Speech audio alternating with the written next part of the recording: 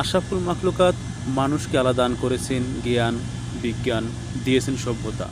যুগে যুগে মানবজাতিকে সুসম্মত, শালীন ও বাণিজ্য ধারায় পরিচালিত করার জন্য সৃষ্টির সূচনা লগ্ন থেকে এ পর্যন্ত দুনিয়াতে প্রেরণ করেছেন অসংখ্য নবী রাসূলগণ।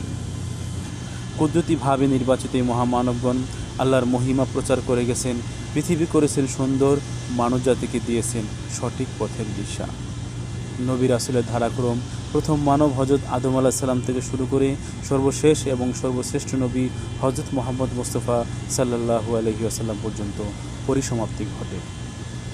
প্রিয় নবী হজরত মুহাম্মদ মুস্তাফা সাল্লাল্লাহু আলাইহি ওয়াসাল্লাম দুনিয়া থেকে বিদায় নেওয়ার সময় তার প্রিয় উম্মতের জন্য রেখে গেছেন কুরআনুল মাজিদ এবং তার জীবন আদর্শ, মুখলিসত বাণী, হাদিস শরীফ।